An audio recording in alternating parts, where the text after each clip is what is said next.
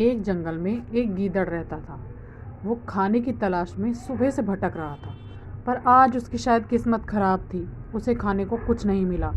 भटकते भटकते उसने देखा कि सामने से एक लोमड़ी जा रही है। लोमड़ी को देखकर गीदड़ बहुत खुश हुआ और अचानक हमला बोल दिया। लोमड़ी पहले तो घबराई, फिर बोली, अरे दोस्त, तुमने तो मुझ पे अचानक से हमला कर दिया। मैं तुमसे बचकर कहाँ जा सकती हूँ। सोचो, तुम कितने ताकतवर हो और मैं कितनी कमज़ोर। भेड़िया बोला, मैं तुम्हारी चिकनी चुपड़ी बातों में नहीं आने वाला। मैं सुबह से भूखा हूँ और तुम्हें तो मैं खाकर रहूँगा। लोमड़ी बोली, हाँ हाँ, ज़रूर खा लेना। मेरे बच्चे घर पर भूखे बैठे हैं, उनके लिए मैं मक्खन लाने जा रही हूँ। उन्हें मक्खन बहुत पसंद है। बस उन्हें मक्खन देकर मैं वापस तुम्हारे पास आ जाऊँगी। भेड़िया बोला, मक्खन? वो कैसा होता है? मक्खन इतना स्वाद होता है कि मैं तुम्हें अपनी बातों से उसे बता नहीं सकती। तुम्हें खाकर ही बताना होगा कि वो कैसा होता है। मैं तुम्हें ले जा सकती हूँ जहाँ मक्खन मिलता है, बस तुम्हें मुझे छोड़ना होगा।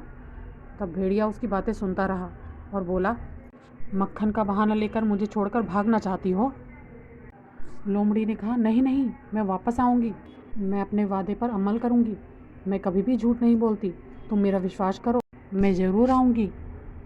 भेड़िए ने कहा, एक रास्ता है मेरे पास, क्यों ना मैं भी तुम्हारे साथ चलूं? मैं भी देख लूँगा कि मक्खन किस तरह का होता है। लोमड़ी बोली, ठीक है, अगर तुम चाहते ही हो तो तुम चल सकते हो मेरे साथ और मैं तुम्हें दिखा दूँगी कि मक्खन कैसा होता है। वो पास ही के कुएं में है। अब लोमड़ी और गीदड़ दोनों एक साथ मक्खन लेने के लिए चल पड़े।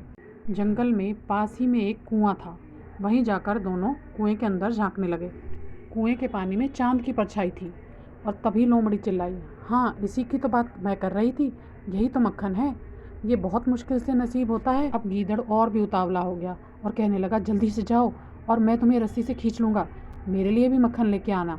कुएं में एक रस्सी लटकी हुई थी जिसके दोनों किनारों पर बाल्टी बंधी थी। गीदड़ ने कहा, तुम इस बाल्टी में बैठकर जल्दी से नीचे जाओ और अपने लिए और मेरे लिए, दोनों के लिए मक्खन लाना।